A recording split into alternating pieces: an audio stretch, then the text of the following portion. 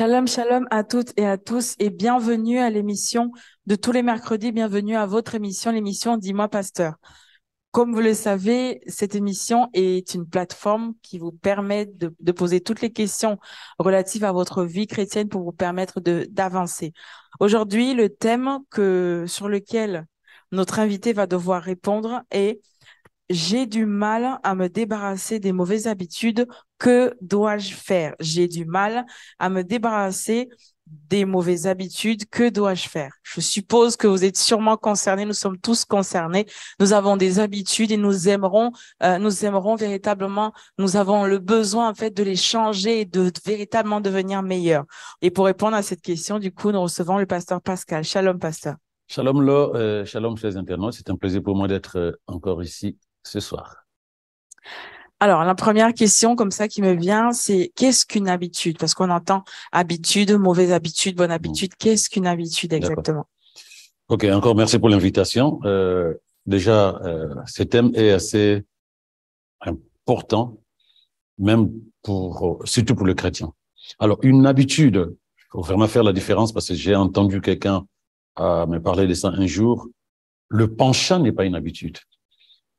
Le penchant précède l'habitude. Donc, quand quelqu'un commence à avoir des penchants, si ces penchants l'attirent chaque fois, il va développer des habitudes par rapport à ces penchants.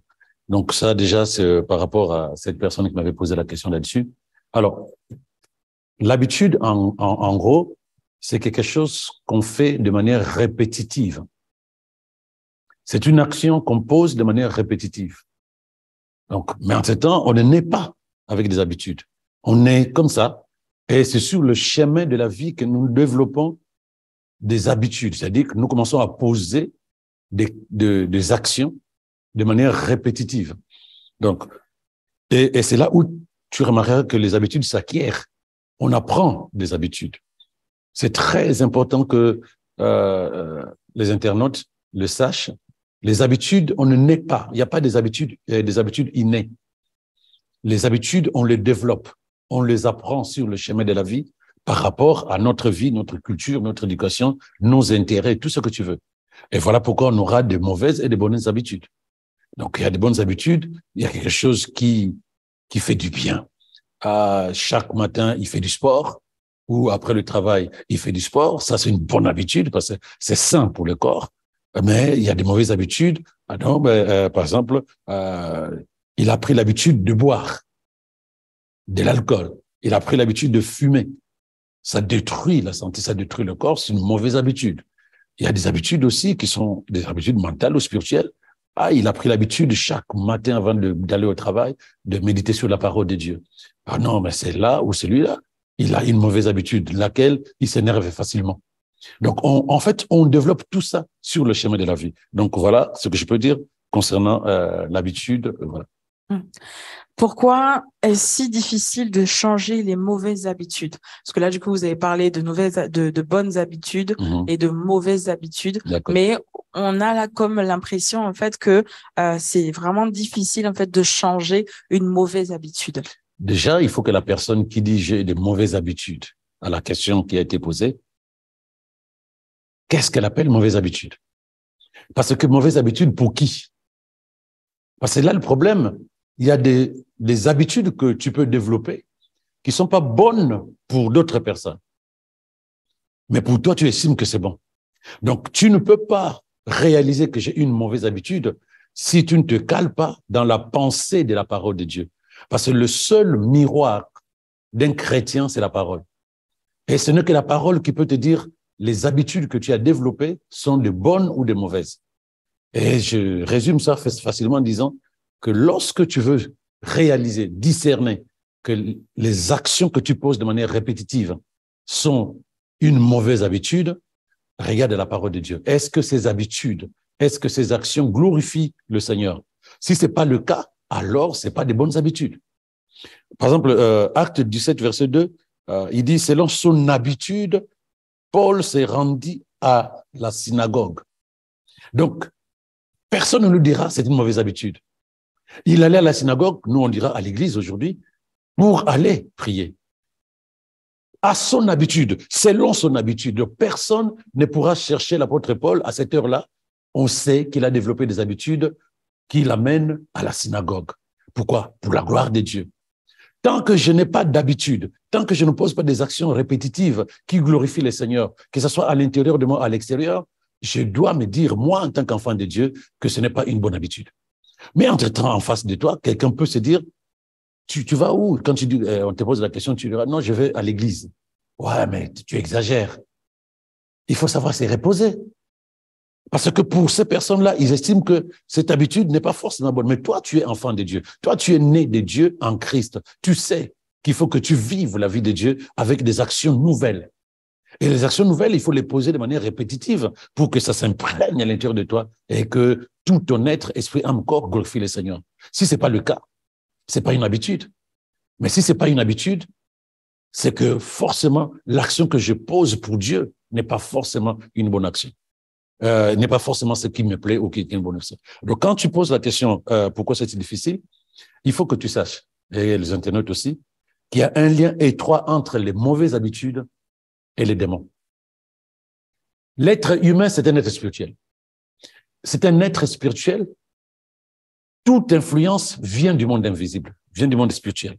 Donc, lorsque nous arrivons à développer des habitudes, que ce soit des habitudes intérieures, notre manière de penser, de percevoir les choses, ou notre manière d'agir, de toute façon, les actions que nous posons à l'extérieur viennent de notre manière de penser.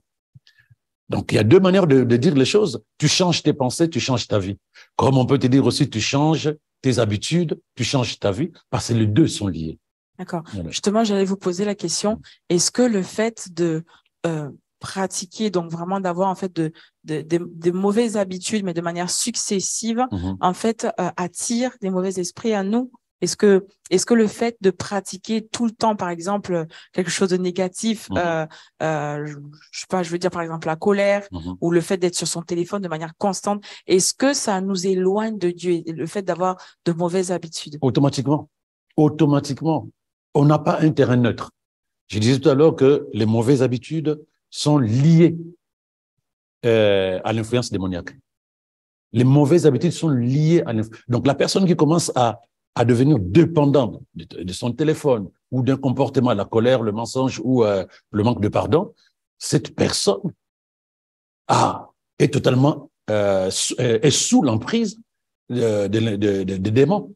Parce que les choses qu'elle fait, cette personne, ne sont pas forcément des choses qui glorifient le Seigneur. Donc, ce n'est que normal que sa vie devienne totalement un terrain de football pour l'ennemi. Mais plus on reste là-dedans, plus on est enfermé dans la prison des esprits mauvais. Si je dis mauvaises habitudes, influence démoniaque, bonnes habitudes, influence du Saint-Esprit. Donc, il ne faut pas que les gens se perdent de vue ce que je viens de dire tout à l'heure. Les mauvaises habitudes sont liées à l'influence démoniaque. Donc, parce que ce que tu fais qui ne glorifie pas Dieu, c'est eux qui l'ont influencé dans tes pensées et qui ont mené à ce que tu commences à fonctionner comme ça. Donc, tu es leur prisonnier, on devient prisonnier du monde démoniaque. Et donc, à ce moment-là, on ne peut pas dire, non, je suis toujours avec Dieu. Non, on est vraiment prisonnier du monde démoniaque. Il y a un dicton qui dit l'habitude devient une seconde nature. Et par là, moi, je comprends, en fait, ça veut dire que le fait de générer tout le temps une habitude, en fait, fait de toi ce que tu manifestes. Tout à fait. Est-ce que finalement, en fait, c'est pas comme un combat perdu? Est-ce que c'est pas quelque chose finalement d'impossible, en fait, de le changer? Parce que finalement, cette chose-là devient naturel. Toi. Voilà. Et en plus, là, du coup, vous avez rajouté une couche, vous dites, si c'est des points négatifs que je manifeste sans cesse, que je pratique sans cesse, mais du coup, des esprits viennent derrière pour véritablement créer comme une sorte de forteresse, en fait, autour de nous. Est-ce que c'est pas finalement impossible? Ça devient comme des forteresses. C'était rien au départ, c'était un petit arbre et qui progressivement ça pousse et ça devient difficile à enlever. Difficile n'est pas impossible. Je disais tout à l'heure qu'on ne naît pas avec des habitudes. On les acquiert sur le chemin de la vie. On les développe, on les apprend sur le chemin de la vie. Donc, si on les a appris, c'est qu'on peut aussi, si je peux me permettre l'énologie, le désapprendre. On est capable. Sauf que il faut un certain nombre d'éléments à l'intérieur de soi pour se dire, OK, cette habitude est mauvaise. Tant que je ne décide pas que c'est mauvais, Tant que je ne suis pas convaincu que c'est mauvais, personne ne peut dire je peux changer une habitude mauvaise pour la remplacer par une bonne habitude. Donc, là, oui. Donc, il faut déjà comme les lister, en fait, essayer de lister. Il faut arriver je me lève le matin, jusqu'à ce que je me couche le soir, j'ai une vie. Cette vie-là, je la vis comment? Est-ce que c'est pour la gloire de Dieu? Je vais voir comment je pense. Quelles sont les habitudes que j'ai développées dès que je me lève? Est-ce que Dieu se glorifie dans ces habitudes ou pas? Ou c'est moi? Ou c'est l'ennemi? De toute façon, quand c'est tourné vers moi, c'est que le diable n'est pas loin. Quand c'est le jeu qui prend le dessus sur mes actions qui deviennent des habitudes, le diable n'est pas loin. Donc, il faut que je fasse le point de ma journée.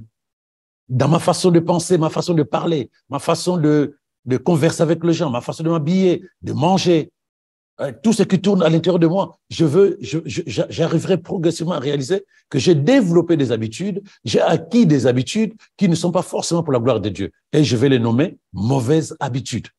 Maintenant, puisque c'est des mauvaises habitudes, je suis enfant de Dieu. Ma vie, c'est plaire à mon Père.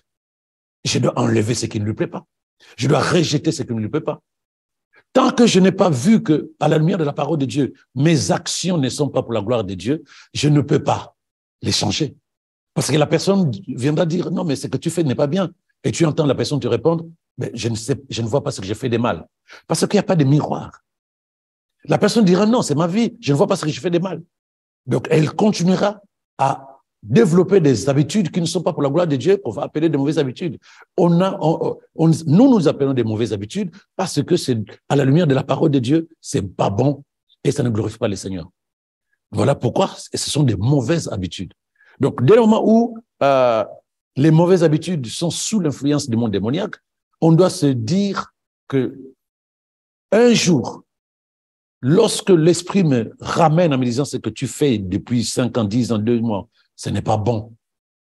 Si j'entends le Saint-Esprit me parler, je dois être prompt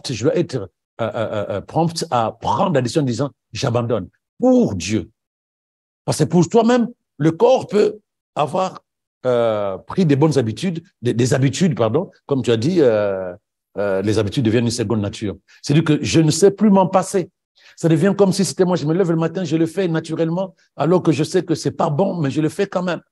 Donc, il y a des gens, à 6 heures du matin, ils ont déjà 2-3 bouteilles d'alcool qu'ils ont vidées. D'autres, c'est une manière de parler. Le mensonge est là, naturel. D'autres, c'est la colère, un rien, c'est parti. La susceptibilité, c'est des mauvaises habitudes de voir les choses différemment. C'est devenu tellement naturel qu'on pense que c'est comme ça qu'on est né. Non, on n'est pas né comme ça. Personne n'est né comme ça. Donc, quand quelque chose de mauvais arrive, on est capable aussi de l'enlever. Si on veut à tout prix plaire à Dieu, on est capable. Donc, si c'est difficile, parce que c'est spirituel, autant c'est difficile d'enlever une mauvaise habitude, autant aussi c'est difficile aussi de développer une bonne habitude. Mais ça ne suffit pas que c'est impossible. Voilà. D'accord. On a une autre question par rapport à ce même sujet. Comment faire si malgré ma bonne volonté, je n'arrive pas à adopter une bonne attitude? J'aime bien. Parce que j'ai la volonté, je Oui. veux vraiment que les choses changent. Voilà. Mais comment faire? Parce que je n'arrive pas. J'aime bien, parce que la dernière fois, l'émission de la semaine passée, c'était la même chose. La bonne volonté n'existait pas. La volonté, c'est une chose, c'est une action, c'est une décision. Je peux avoir un désir du changement, mais tant que je n'ai pas la volonté d'action, il n'y a rien qui va changer. Or, les gens pensent que la volonté, c'est j'ai la volonté. Tu veux changer quelque chose? Oui, j'ai la volonté. Mais qu'est-ce qui prouve que tu as la volonté si tu ne poses pas des actions? Donc, à la question, oui, malgré ma bonne volonté, mais on ne te demande pas d'avoir une bonne volonté, on te demande de prendre des décisions. La personne, par exemple, qui est dans la cigarette, qui veut arrêter la cigarette, parce que ça détruit sa santé. C'est pas la volonté qui importe, c'est la décision de prendre tout son paquet de cigarettes, mettre dans la poubelle et de commencer à se battre contre lui-même quand il passe devant le tabac en disant « je ne bouge pas ». Et quand il est avec ses amis qui fumaient avec lui avant, s'il n'est pas stable, s'il se sent encore vulnérable, il se déplace parce qu'il a un but à atteindre. Tant qu'on n'a pas un but à atteindre, on ne peut pas changer quelque chose en soi. Donc, même pour les mauvaises décisions, les mauvaises habitudes, pardon, tant qu'on n'a pas un but, pourquoi je vais changer quelque chose qui est devenu naturel pour moi s'il n'y a pas quelque chose au-dessus? Puisque c'est devenu naturel de faire, de dire, de penser d'une manière, mais qui n'est pas forcément pour la gloire de Dieu. Si je n'ai pas un but, je serai forcément dans une attitude de celle ou celui qui va négocier et qui va se dire, ah oui, c'est difficile, ça devient compliqué, je ne sais pas comment je vais m'en sortir. Non, il faut déjà que tu te dises, c'est pas bon, j'arrête. Il faut déjà que tu te dises, mon Dieu, mon Père, mon Seigneur et mon Sauveur, ça ne lui plaît pas que je me comporte comme ça. Puisque je l'aime, puisque je veux lui ressembler, je veux enlever ça. Mais il faut déjà que tu veuilles. Et quand on veut, on décide, on agit. Donc la bonne volonté n'arrange rien. Il faut agir. Donc ce que tu faisais, tu commences à faire l'inverse. D'accord. Donc là, je vais rebondir sur ce que vous êtes en train de dire. Mhm. Il y en a qui nous regardent et qui nous disent, oui, pasteur, on comprend ce que vous dites. Par exemple, là, vous êtes en train de parler d'avoir un but. Oui. Donc, tout le monde veut sortir de sa situation. Oui. Vous avez parlé de la personne qui fume sans cesse Oui. et qui n'arrête pas et qui a vraiment besoin, en fait, d'en sortir. Son but. Par exemple, cette semaine, alors quelqu'un qui sans cesse se retrouve en train de grignoter, mais qui n'a pas en fait, elle n'a pas faim, donc il n'y a pas de faim. Oui. Mais bon, elle est dans une atmosphère où on grignote, donc allez, on s'y met. Ouais. Et en fait, à partir du moment où on prend conscience, on a vraiment besoin d'en sortir parce que on sait que ça ne glorifie pas forcément Dieu. Mais où trouver la force, en fait? Parce que c'est une habitude qu'on a pris tout le temps, qui est devenue une seconde nature, où tous les matins, on va à la boulangerie, où tous les 16 heures, on mange et c'est vraiment, en fait, ça fait partie de nous, en quelque sorte. Comment sortir de là? Tout ce qui vient peut partir. La Bible dit, ne savez-vous pas que votre corps est le temple du Saint-Esprit et que l'Esprit de Dieu habite en vous? Donc, le corps à qui je donne à manger jusqu'à pas d'heure, je veux le détruire parce qu'il n'a pas été créé pour ça. Première raison. Donc, si je sais que c'est le temple de mon Dieu, le Saint-Esprit veut demeurer dans un corps sain, S-A-U-N, pas S-A-N-T, donc la santé, mais je veux m'organiser pour que mon corps soit en bonne santé. Grignoter, c'est pas la bonne santé. Donc, je prends d'abord cet élément-là, je dis non, je veux que mon cœur soit un corps sain pour que le Saint-Esprit y demeure. Première raison. Deuxième raison, si je ne suis pas capable de dominer cette envie de grignoter à tout bout de champ, à quel moment je serai capable de dominer le péché? À quel moment je serai capable de dominer une tentation, une séduction? Si la nourriture qui est dans mon frigo, qui est dans mes armoires, je suis incapable de dire « je n'y vais pas ». Donc, c'est une mentalité intérieure. Si je suis capable de dominer certaines choses qui sont des choses inutiles, je suis capable de dominer les choses spirituelles. Donc, quand on développe cette dépendance de la nourriture, grignoter ou que sais-je, on développe une vulnérabilité.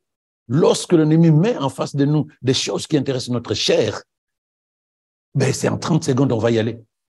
En 30 secondes, on va y aller parce qu'en fait, on a développé une vulnérabilité. On n'a pas la maîtrise de ça, de nous-mêmes. On n'a pas cette tempérance, cette retenue devant quelque chose qui n'est pas forcément bien pour nous.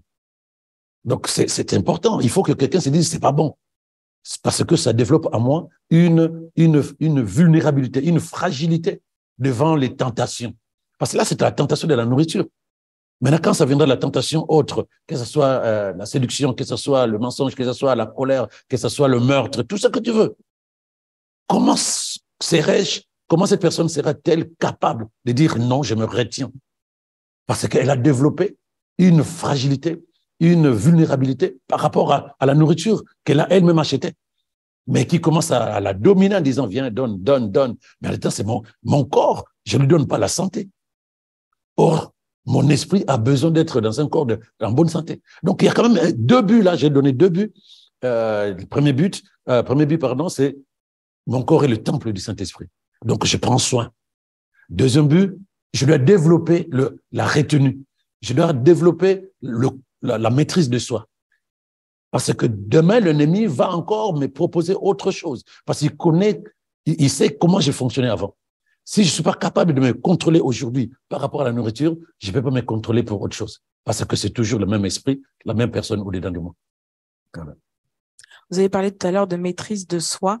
Et je viens sur, par exemple, quelque chose qui nous aide de manière spirituelle. Je parle du jeûne. Oui. Donc, puisque le jeûne nous aide à faire taire la chair en quelque sorte ou à vraiment à renoncer en fait à avoir une mainmise sur la chair. voilà Qu'elle ne nous contrôle pas. C'est ça. Voilà. C'est ça. Est-ce que du coup il aide à chasser les mauvaises habitudes? Est-ce qu'il peut nous aider à vraiment à mettre de côté en fait tout ce qu'on a longtemps pratiqué de mauvais? En fait, le jeûne, la prière, pour moi, c'est des outils de perfectionnement pour arriver à la maturité spirituelle. Quand on est mature spirituellement, quand on arrive à ce niveau-là, c'est qu'il y a des habitudes qui ont changé sur le chemin de l'éducation spirituelle. Parce que le jeûne, c'est une discipline. Oui, mais je parle de quelqu'un qui se dit, par exemple, là, je suis addict à mon téléphone et je prends la décision de jeûner. Donc oui, je me prive peut-être d'aliments, de nourriture, mais pendant ces temps de jeûne, je me prive de mon téléphone parce que je veux vraiment me débarrasser de ça. Oui, à condition que tu jeûnes 7 jours sur 7. À ce moment-là, pendant que tu jeûnes, tu mets ton téléphone de côté. Mais on n'est pas obligé de jeûner pour prendre une décision. Maintenant, si cette décision, puisque j'ai dit effectivement c'est la vérité, que les mauvaises habitudes ont une influence démoniaque, mais je suis en même, je vais te raconter une histoire. J'étais avec un frère il y a 3 ou 4 ans. J'étais avec un frère chez une sœur pour un temps de prière. Et on est arrivé chez la sœur et il fallait vraiment l'amener à la délivrance spirituelle, donc ce qu'on appelle délivrance. Le frère était à côté de moi. Et quand on a terminé, la sœur était libérée. Le frère me ramène, c'est lui qui m'a conduit. Il me pose la question. Il me dit non, il me dit, pasteur, c'est que ce que la sœur avait comme problème, c'est ce que moi j'avais aussi. Mais moi, il y a personne qui m'a délivré. Et je lui ai posé la question, mais qu'est-ce qui s'est passé? Non, je lui ai posé la question, est-ce que ça continue? Il dit non, c'est fini. C'est pourquoi je ne comprends pas comment c'était parti. Parce que j'ai vu la violence des esprits chez la sœur. Et je lui ai fait comprendre une chose que beaucoup de chrétiens négligent. La parole de Dieu en nous, c'est une véritable délivrance. Parce que Jésus est parole de vie. Lorsque la parole prend totalement place dans notre esprit, où peut encore demeurer les esprits mauvais? Parce que la parole vient pour tout casser, forteresse, détruire les chaînes, rompre le lien. Mais tant qu'on n'est pas dans la parole, tout ce qu'on prend comme décision, c'est des décisions humaines. Le frère a réalisé finalement qu'il avait le même souci spirituel, mais que lui, il était parti. Lui, il était délivré. Comment? Au travers la méditation, les enseignements et le désir de pratiquer la parole de Dieu. Il n'a pas eu besoin de quelqu'un pour le délivrer. Il n'a pas eu besoin de quelqu'un pour le délivrer. Juste prendre la parole, se nourrir de la parole, vivre la parole et emmener progressivement cette parole à devenir notre guide. Lorsque quelqu'un a développé des mauvaises habitudes et que cette personne se nourrit de la parole, et chaque fois l'esprit qui est dans la parole commence à lui parler, il lui reste juste une chose, obéir. Donc là où cette personne était tout le temps en colère, l'esprit lui dit, humilité, calme-toi, paix à l'intérieur de toi. S'il obéit à l'esprit, il a la force, parce que la Bible dit, ce n'est pas par ta force ni ton intelligence, mais par mon esprit que les montagnes vont être aplanies. Donc, si on est capable de se nourrir de la parole de Dieu, si on est capable de vivre dans la parole, marcher par la parole, et surtout si on est capable, si on est volontaire d'obéir à la parole, parce que ce n'est pas seulement écouter, se borner à écouter, comme dit l'apôtre Jacques, mais mettre en pratique. Mettre en pratique, c'est là où je vais puiser l'énergie, c'est là où je vais trouver la force, parce que la dimension spirituelle de la parole de Dieu n'est visible que lorsque je mets la parole de Dieu en pratique. Ce n'est pas parce que j'ai médité, ce n'est pas parce que j'ai jeûné, c'est parce que j'ai pris ce que l'Esprit m'a communiqué, qui est en opposition à ma façon de vivre, à mes habitudes anciennes et mauvaises. Il faut maintenant que je fasse autre chose. J'avais du mal à pardonner parce que j'ai une culture, une éducation qui a rempli mon cœur de violence, de haine, de méchanceté, de mépris. La parole te dit, prie pour ton ennemi. Lève-toi, fais du bien à ceux qui t'ont fait du mal. Mais il y a une résistance à l'intérieur de toi. Il y a une contradiction. Mais tu sais que c'est important que tu changes. Parce que la parole de ton Créateur vient de te dire que ce n'est pas bien ce que tu fais. Mais à ce moment-là, tu as le choix. Tu dis non, c'est trop facile. Ces personnes m'ont fait trop du mal. Je ne peux pas laisser ces gens-là comme ça. Je demande plutôt au Seigneur ta justice sur leur vie. Dieu dit, moi, je ne suis pas dans cette histoire-là. Donc, à ce moment-là, tu obéis à la parole et tu auras la force. Parce que ta question, où trouverai-je la force? La force est dans la parole et dans le désir de plaire à Dieu. D'accord. Par rapport aux habitudes. Donc, tout à l'heure, vous étiez en train de dire qu'il faut par la parole. Et là, c'est des points assez spécifiques qu'on retrouve dans la parole. Le fait de se mettre en colère, le fait de pardonner, le fait de mentir, le fait de voler. Il y a toutes ces choses-là, en fait, et la parole peut nous aider. Mais je vais prendre un point, par exemple, quelqu'un qui se retrouve dans une société où il est sans cesse corrompu pour laisser passer des dossiers, quelqu'un qui est accro aux jeux vidéo, quelqu'un qui est accro à son téléphone, quelqu'un qui boit. Oui. Voilà. Comment la parole de Dieu, donc là, pratico-pratique, pour tous ceux qui nous suivent, ça peut vraiment aider. Là, on est vraiment dans l'ère de numérique. On voit des personnes qui sont de plus en plus accros à leur téléphone, accros aux jeux vidéo, accros aux écrans, bref. Comment la parole de Dieu, donc de manière pratique, peut aider toutes ces personnes-là qui ne se retrouvent pas forcément dans le fait de mentir, de pas pardonner, mais qui sont dans une vie, voilà, où les habitudes, en fait, ne se trouvent pas forcément être de bonnes habitudes. Déjà, la Bible dit que Christ est venu nous libérer. On ne doit plus jamais s'enfermer dans d'autres prisons ou dans une sorte d'esclavage dans notre vie de tous les jours. Donc, lorsque un enfant de Dieu, qui ne se trouve pas, comme tu dis, dans les mensonges, dans la colère et tout, mais surtout prisonnier de son téléphone, des jeux vidéo, je sais pas quoi, de la boisson. Mais est-ce que cet enfant de Dieu, c'est chrétien, lit la Bible? Oui. Est-ce qu'il sait que la Bible nous encourage à ne plus nous enfermer dans d'autres types d'esclavage? Parce que la Bible dit que tu deviens esclave de la chose qui domine sur toi. Christ est venu nous libérer de ces choses-là. Parce que ce n'est pas parce que je n'ai pas tué que je n'ai pas péché. Parce que j'ai mal utilisé ce que Dieu m'a donné. Donc, il m'a donné du temps pour que ce temps soit utilisé pour la gloire de son nom. Mais moi, ce temps, je passe 4 heures, 5 heures sur mon téléphone. Je passe 6 heures, 7 heures devant la télé. Est-ce que j'utilise à bon escient ce que Dieu m'a donné? Non.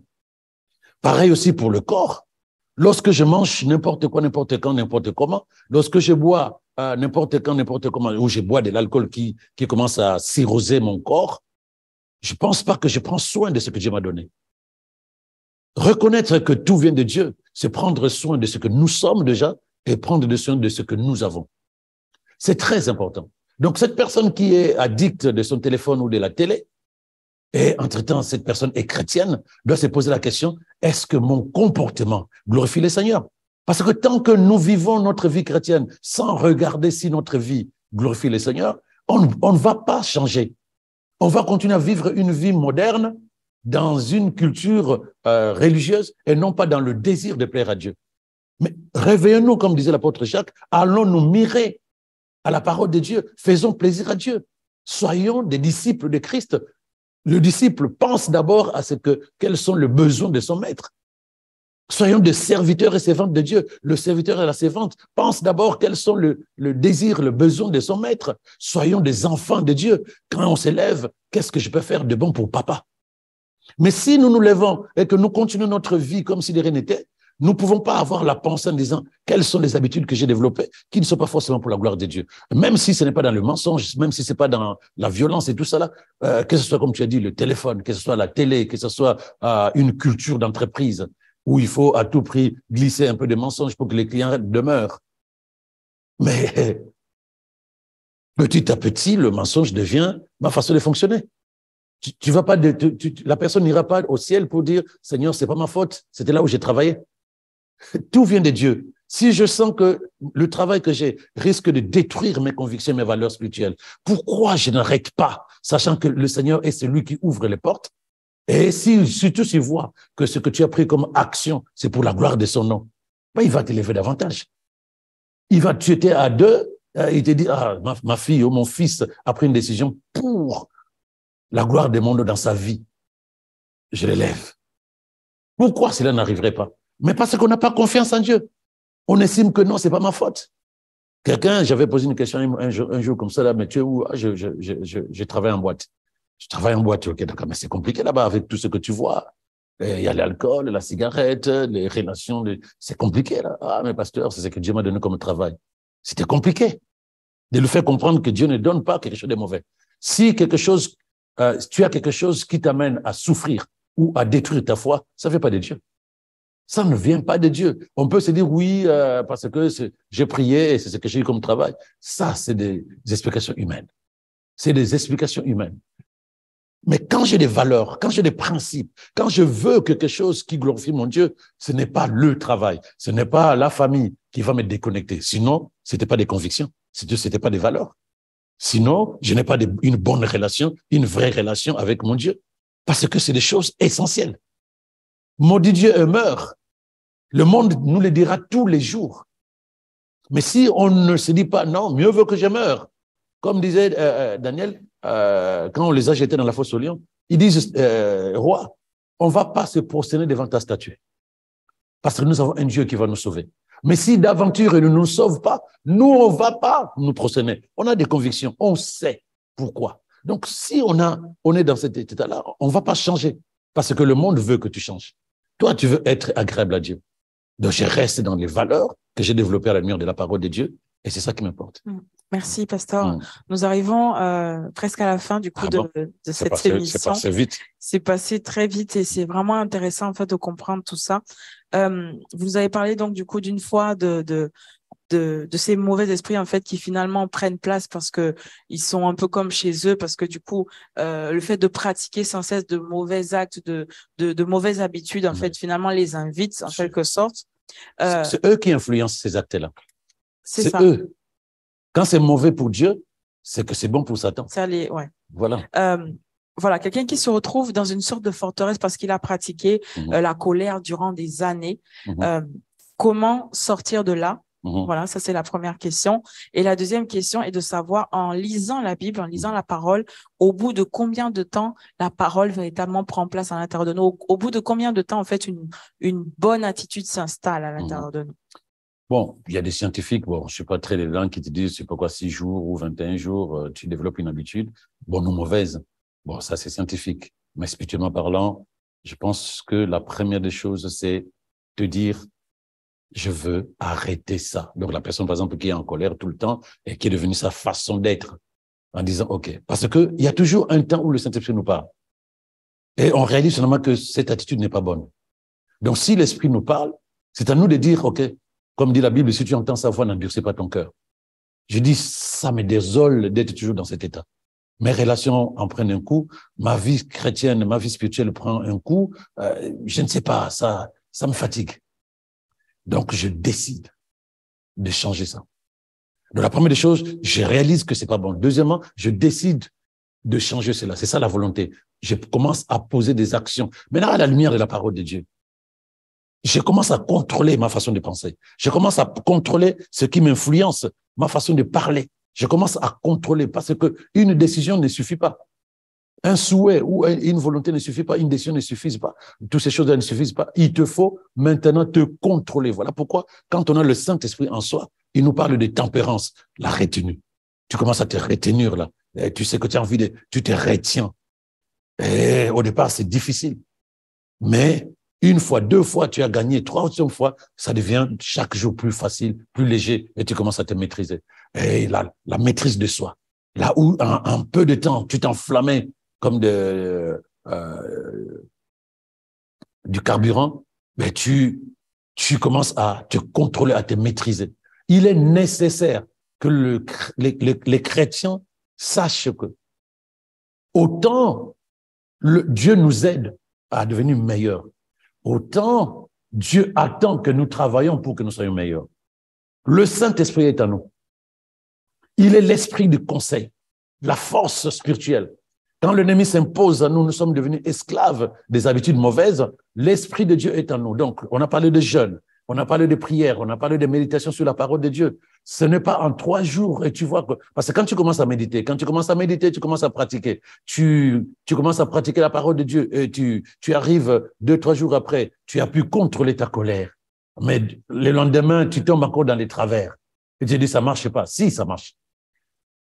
Ça marche. Et n'oublie pas, un enfant a la facilité de changer. Mais un adulte, ça prend du temps. Un enfant, tu peux l'amener à changer des habitudes. Mais quand quelqu'un a déjà grandi, plus on grandit, plus on vieillit, plus le changement devient difficile, mais pas impossible. À ce moment-là, il faut s'atteler, bien aimé, il faut rester dans la parole. Il faut encore et encore, parce que comme je l'ai dit tout à l'heure, tu as un but à atteindre. Le but, c'est quoi? C'est arriver à enlever ces habitudes qui te déconnectent de Dieu et qui t'enferment dans l'influence démoniaque. Tu as une vie à vivre et cette vie-là doit glorifier le Seigneur. Pour que ta vie glorifie le Seigneur, il te faut obligatoirement que ta vie soit agréable à Dieu et que le Saint-Esprit s'épanouisse à l'intérieur de toi, dans tes pensées, dans tes actions, dans tes paroles. Il est important que ça soit ainsi. Donc, dans Jacques 1, verset 21, il dit, c'est pourquoi rejetez tout ce qui salit. Rejetez tout ce qui salit et tous les excès dus à la méchanceté. Accueillez avec humilité la parole que Dieu plante dans votre cœur, car elle a le pouvoir de vous sauver. Il dit rejetez. On peut attendre de la parole de Dieu, mais il faut déjà qu'à l'intérieur de nous, nous soyons prêts à enlever ce qui fait de nous, comme Laure disait tout à l'heure, qui était devenu notre seconde nature. Il dit rejetez tout ce qui salit. Donc, si Dieu le dit, c'est que, bien-aimé, tu as la force, par le Saint-Esprit, de pouvoir rejeter ce qui est devenu comme ta seconde nature. Rejeter. Il dit accueillir avec humilité. Ce n'est pas, ouais, est-ce que la parole peut sauver? Ben, peut me changer. Accueillez avec humilité la parole que Dieu plante dans votre cœur, parce qu'elle a le pouvoir de vous sauver. Donc, si nous voulons être sauvés des mauvaises habitudes, la parole de Dieu. Si nous voulons être libérés de l'emprise, de l'influence démoniaque, la parole de Dieu. Si nous voulons être délivrés de tout ce que l'ennemi a planté à l'intérieur de nous comme forteresse dans notre caractère, la parole de Dieu. Mais pas seulement la parole où je dors à l'église, où je passe mes nuits à méditer la parole. Non, ne te limite pas juste à écouter la parole, mais en pratique. Et surtout, par le Saint-Esprit, contrôle-toi. Tu es capable de te contrôler sur beaucoup de choses. Il n'y a rien qui t'a été imposé. Tu as accepté ce qui est devenu tes habitudes. Il n'y a rien. Tu as accepté. Si tu as accepté, tu es aussi capable de pouvoir refuser dorénavant de te comporter comme ça. Nous acceptons ces habitudes-là au travers, parce que l'habitude, c'est des actions que je pose de manière régulière. Donc, si j'arrive à poser un acte ou une action de manière régulière, c'est que j'ai pris le temps. C'est moi. J'ai pris le temps. C'est devenu régulier. Chaque jour, je fais la même chose et ça devient une habitude. Et ça devient une habitude et ça devient une seconde nature. Mais un beau matin, c'est moi qui ai décidé que ça devienne ma façon de fonctionner. Donc, si je l'ai accepté, je suis aussi capable. Bien aimé, tu es capable de te dire, je veux me libérer de ça.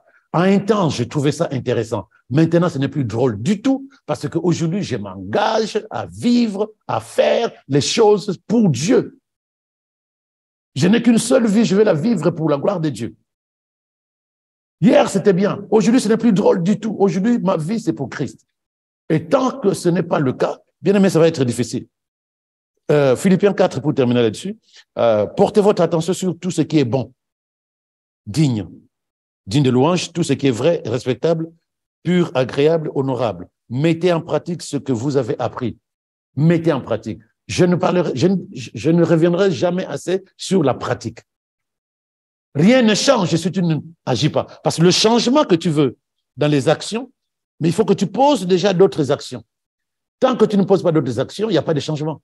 Tu as jeûné, tu as prié, tu as médité sur la parole. Mais ce qui va changer véritablement les choses, c'est que tu prends la parole, tu commences à agir sur la parole. À ce moment-là, tout ce qui était action, habitude selon la chair et l'influence démoniaque, mais ça va disparaître parce qu'à ce moment-là, c'est la parole qui va s'imposer progressivement sur toi. Donc voilà la seule manière de changer ces habitudes. Pratiquer à la lumière de la parole de Dieu. Pratiquer à la lumière de la parole de Dieu. Merci, pasteur, du coup, pour toutes ces réponses qui nous ont vraiment fait du bien, qui nous ont éclairés. Mais là, du coup, là, vous allez tout simplement, en fait, parler à ceux qui nous regardent, à celui qui se dit, moi, j'ai, plusieurs habitudes, plusieurs mauvaises habitudes, et j'ai besoin de les changer, mais que faire concrètement? OK. Bien aimé, c'est déjà une très bonne idée que de se dire les habitudes que j'ai ne sont pas toutes des bonnes habitudes. Mais ne sois pas aussi frustré de te dire j'ai essayé, ça n'a pas marché. Les habitudes, en fait, c'est des actions que je suis arrivé à poser de manière répétitive. C'est juste ça qui fait que plus qu'il y a eu répétition, il y a eu comme une sorte d'adhérence. On ne sait plus s'en passer. C'est devenu naturel. C'est pourquoi on parle des habitudes qui deviennent une seconde nature. Mais ne sois pas plus frustré. C'est qu'on a appris sur le chemin de la vie. On peut aussi arriver à enlever cela. Donc, la chose la plus importante, si tu souhaites changer une mauvaise habitude, commence déjà par reconnaître que c'est une mauvaise habitude. Mais comment tu le sauras? C'est à la lumière de la parole de Dieu. Je parle aux chrétiens que tu es. Parce qu'il y a des habitudes dans le monde que eux ne trouvent pas que c'est de mauvaises habitudes. Mais toi, en tant qu'enfant de Dieu, voilà pourquoi la Bible nous dit dans Romains 12, verset 2, que nous ne devons pas nous conformer à la manière de vivre de ce monde. Parce qu'il y a des habitudes qui sont dans le monde qui ne sont pas de bonnes habitudes pour un enfant de Dieu. C'était très important. Il faut déjà donc que tu reconnaisses que l'habitude que tu as est mauvaise. Et deuxièmement, prends la décision de l'arrêter, de t'en débarrasser. Je disais tout à l'heure que la bonne volonté ne suffit pas, ça n'existe même pas la bonne volonté. Il faut une fois pour toutes prendre une décision.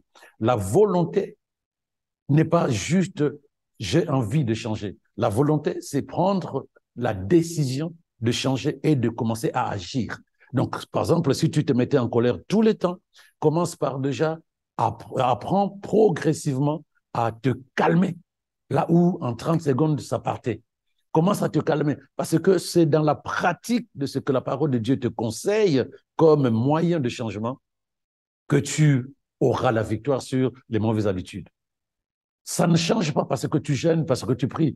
Ça, c'est dans la dimension spirituelle. Mais ça change parce que pratico-pratique, tu commences à faire autre chose, à l'inverse de ce que tu faisais avant. C'est dans la pratique. Parce que quand nous développons des habitudes mauvaises, nous les développons de manière pratique. Mais si nous voulons qu'elles changent, alors commençons à pratiquer, parce que la foi sans les œuvres, c'est une foi morte. Donc, lorsque l'Esprit te communique, après que tu aies fait la liste de toutes tes mauvaises habitudes, c'est possible. Sinon, un jour, tu m'appelles et je t'expliquerai comment ça se passe. Tu fais la liste de tes mauvaises habitudes et tu te dis, je veux aller travailler progressivement. À la lumière de la parole de Dieu, tu verras ce que Dieu te demandera pour chaque mauvaise habitude, ce qu'il faut que tu fasses. Et dès que tu as la communication du Saint-Esprit, il te reste une chose. Commence à te contrôler, commence à évaluer ta façon de fonctionner pour que tu fasses l'inverse de ce que tu faisais avant. C'est le processus le plus important. Sans pratique, il n'y a pas de changement. Ça te prendra le temps qui s'apprendra. C'est difficile, parfois c'est fatigant parce que tu essayes, c'est difficile, mais dis-toi qu'avec un but, être un instrument pour la gloire de Dieu, être libéré de cette prison, parce que les mauvaises habitudes, c'est une prison spirituelle. C'est l'influence démoniaque, c'est eux qui influencent les mauvaises habitudes, qui font que la personne, malgré sa bonne volonté, comme on dit, mais cette personne est prisonnière du monde invisible de Satan. Mais quand tu commences à agir, ta foi, ton envie d'être agréable à Dieu, tout ça, le Saint-Esprit dedans de toi, la parole de Dieu, ça va t'amener à avoir la force, l'énergie de pouvoir avancer. Tu seras déterminé, tu seras persévérant, tu seras discipliné pour que chaque fois, tu sois capable de pouvoir t'en sortir. Et puis, il te restera dans tes temps de prière, de proclamer, de déclarer, de briser l'influence de Satan dans ta vie. Je brise l'influence de Satan dans ma vie. Je brise l'influence de ses inspirations, de ses mauvaises habitudes. Et je refuse désormais de céder à son emprise, à sa séduction, Voilà, tu dois arriver à déclarer. Tu refuses dorénavant de fonctionner comme ça. Mais ce n'est pas juste quand tu as fini et puis tu t'en vas. Non, quand tu as fini, sache que le monde spirituel attend, puisque tu as refusé. Maintenant, il faut que tu te contrôles, il faut que tu te disciplines, il faut que tu marches comme quelqu'un qui s'est dit, je ne veux pas me laisser manger encore par l'ennemi. Et quand tu le fais encore et encore et encore, tu seras surpris, bien-aimé, de te voir développer de nouvelles habitudes, des bonnes cette fois-ci. Méditer sur la parole de Dieu, sourire aux gens de lieu de t'énerver, dire la vérité là où il y avait les mensonges, et tu verras que progressivement, le Seigneur prend totalement place à l'intérieur de toi. C'est ce que je te souhaite. Merci, pasteur, du coup, pour d'avoir répondu à toutes ces questions. Nous vous disons à la semaine prochaine et shalom, shalom, shalom, pasteur.